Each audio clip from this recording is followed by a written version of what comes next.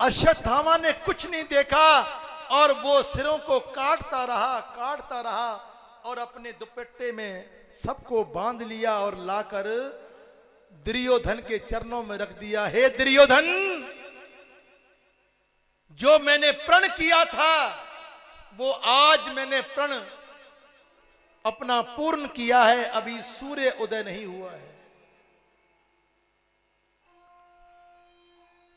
दुर्योधन बड़ा खुश हुआ कुछ पल के लिए। उसने सिर को उठाया, अपने हाथ में लिया और जैसे ही वो सिर को दबाने लगा वो चिंता में पड़ गया। अरे अश्वत्थामा, भीम का सिर इतना कोमल नहीं है, युधिष्ठिर का सिर इतना कोमल नहीं है, तू ये किसके सिर को काट कर ले आया? हे अश्वत्थामा, ये पांडव नहीं है। अरे मित्र, आज तू ये क्या अनर्थ कर आया है? जब अश्वत्थामा ने उन सिरों को देखा तो वो बच्चों के सिर थे। दुर्योधन की आंखों में आंसू आ गया कि हमारे युद्ध में ऐसा कोई नियम नहीं था कि स्त्री को और बच्चे को हम कष्ट पहुंचाएं। आज तूने मुझ पर जो कलंक लगाया है, आज तू मेरा मित्र नहीं है, तू मेरा दुश्मन है। आज तूने मेरे वंश पर कलंक लगा दिया है। हे अश्वत्थामा, तूने ये क्या पाप कर दिया है कि तू पांडवों के बच्चों के सिर को काट कर लाया है? ये क्या अनर्थ तूने कर दिया है? मेरी निगाह से दूर हो जा। अरे हो पापी, तूने ये क्या जुल्म कमाया और तूने किस मोड़ पर लाकर मुझे खड़ा कर दिया? मेरे प्राण अब बहुत चिंता, बहुत दुख से निकलेंगे कि मेरे जाते समय तूने कलंक मेरे माथे पर लगा दिया। अश्वत्थामा उसी समय चल दिया वहां से। दुर्योधन रोते रोते अपने प्राण त्याग गया। इधर पांडव जब आते हैं, भगवान श्री कृष्ण सब कुछ जान रहे थे, ले आए। जब द्रौपदी ने देखा कि मेरे पुत्रों के सिर को काट डाला,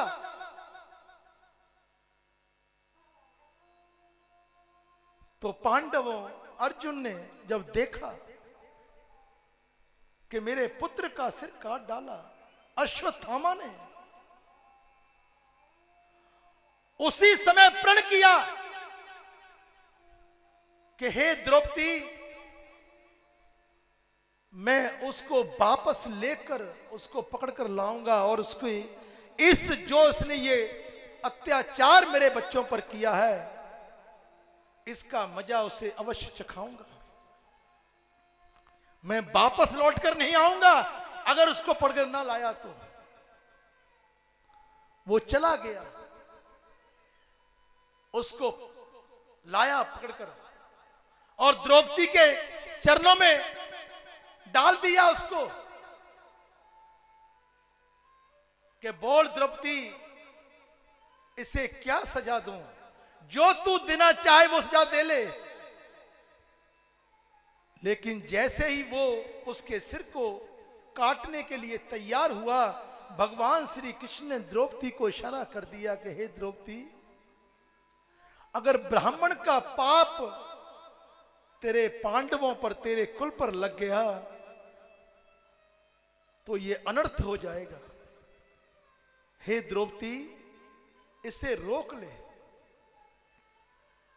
जब गोविंद की आवाज को सुना तो उसी समय द्रौपदी ने अर्जुन को रोक लिया कि हे स्वामी, मेरे बच्चों का जो इसने पाप कमाया, जो हत्या की है, इसके मरने से मेरे बच्चे वापस आने वाले नहीं हैं।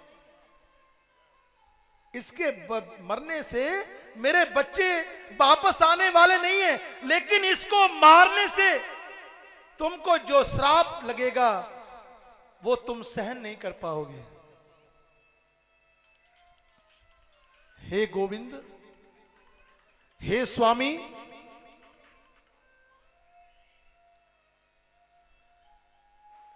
इसको मारिए मत, लेकिन इसको सजा दीजिए जो इसने पाप किया है। तो उसी समय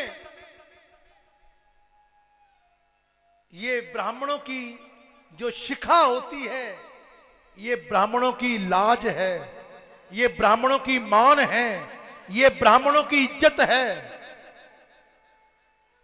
अगर कोई समझ पाए तो इस बात को अवश्य समझ ले कि जो शिखा ब्राह्मण अपने सिर पर रखता है, ये उसकी लाज है।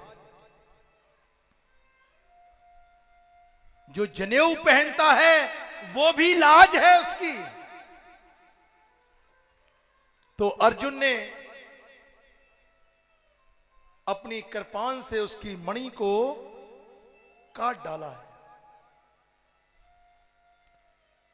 और उसको अपमानित करके छोड़ दिया है। आज भी अश्वत्थामा भटकता फिरता है, उसको कहीं जगह नहीं मिल रही है। आज भी वो अपने पापों का पश्चाताप करने के लिए गोविंद को पुकारता है, लेकिन उसके पाप उसके सामने है। इस प्रकार गोविंद ने पांचों पांडवों की रक्षा की थी।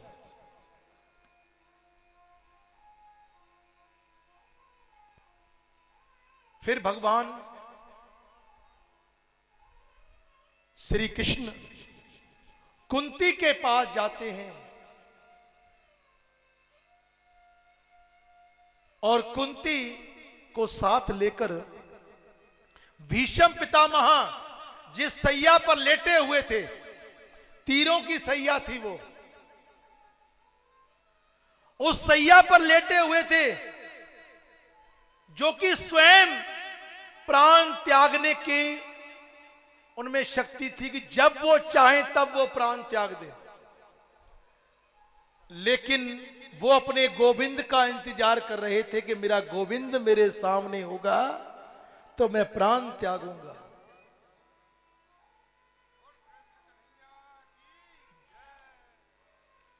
कुंती, युधिष्ठिर, पांचों भाई चले गए गोविंद के साथ भीष्म पितामह के पास।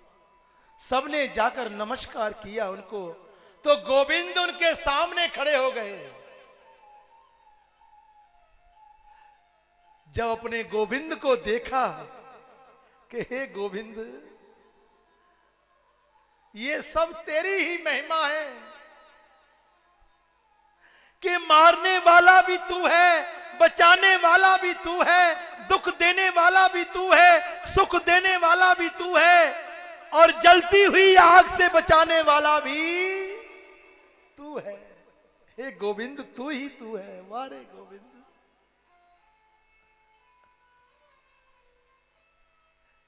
कि वचन की लाज रखने वाला तू है। गोविंद ने कहा कि हे पितामह, आप किसका इंतजार कर रहे हैं? आप तो स्वयं इच्छा मृत्यु का वरदान है आपको, आप क्यों पीड़ा को सह रहे हो? मान की गोविंद, मेरी पीड़ा तो अब समाप्त हुई है ना। मेरा जो मुझे पीड़ा हो रही थी शेष सैया पर, वो पीड़ा मेरी अब शांत हुई है कि मेरा गोविंद मेरे प्राण निकलते समय मेरे सामने खड़ा है। क्या मांगता है इंसान?